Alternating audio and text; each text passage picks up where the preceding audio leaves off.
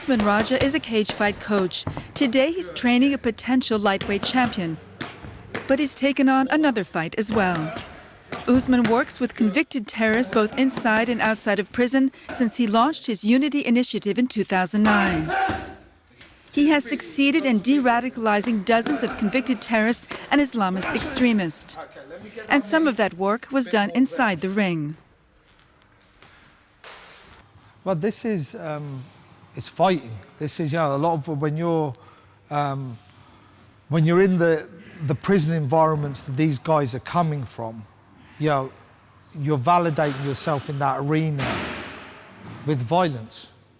We're talking about environments where people are being stabbed in the throat at Friday prayers.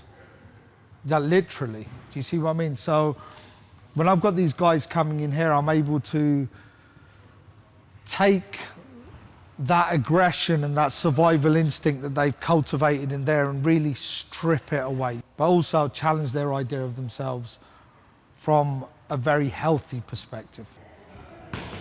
But despite his success rate, the recent spate of terrorist attacks both in the UK and in Europe have put the spotlight back on radicalisation in prisons. Most of the attackers had spent time there. Is radicalisation on the rise in prisons? It's hard to know because we don't have any clear statistics. And what happens to these prisoners once they come out and try to reintegrate into society?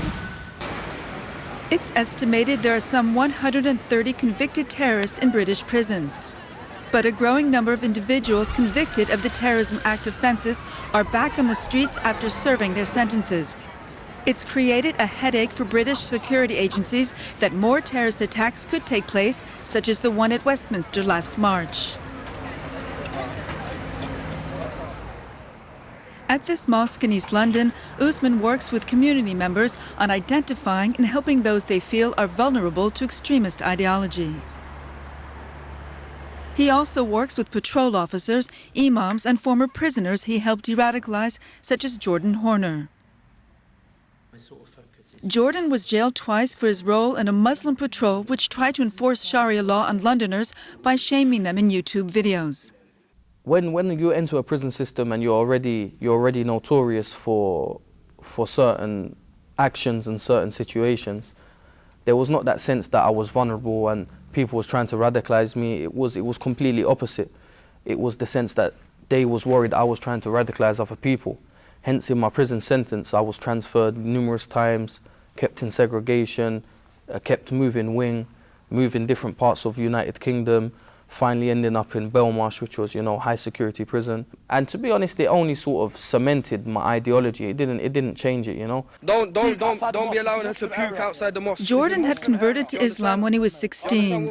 But how to change an ideology that led him to join the Muslim patrol and film these videos which led to 2 prison convictions for assault and violence? This is democracy.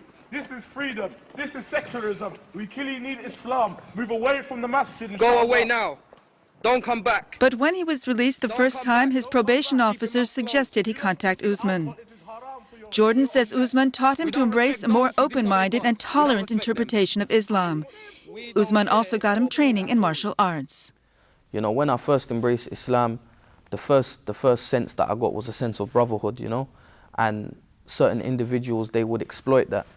So they would exploit, politics, international politics, and they would use a religious tone around that sense to sort of engrave inside you this hatred for others.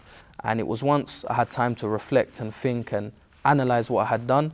And with Usman, he brought narrative of put your family in them situations and, and as well from the religious tone as well that, does Islam justify that? Yeah, the people that you see go and join ISIS or the people that are going and that fall into extremism are people that the concern that it starts with is a concern for their fellow man, but then when that concern is taken and put into a mould of hatred, that's where the problem comes in. When it comes to hatred and this idea of, well, if they've killed one of ours, then we can kill one of theirs.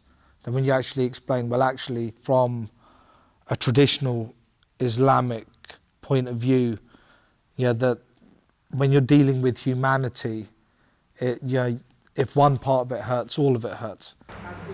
But when it comes to extremism, there's no gender barrier, and no one knows this better than Usman's wife, Angela.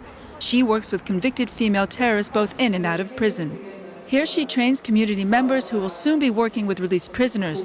She warns it takes time and patience, especially when some might be treated as heroes. Remember, they might be going home and being celebrated.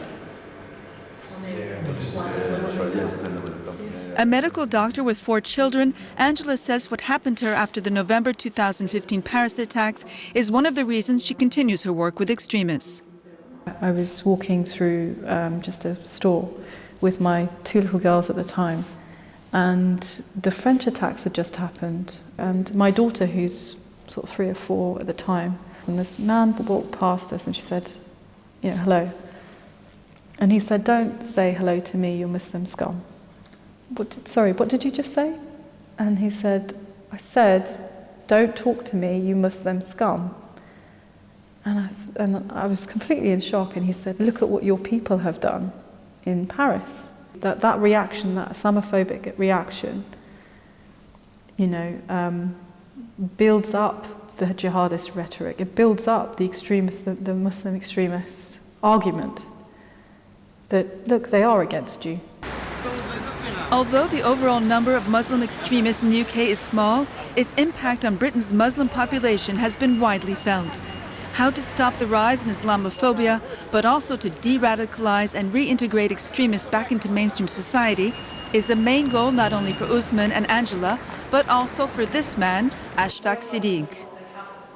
A community volunteer, but also a law enforcement officer for over 30 years, Ashfaq worked, among other things, on a report aimed at tackling prison corruption by police and prison services in the UK. He warns that separation of prisoners is a growing danger. You go into the prison system, you have gangs.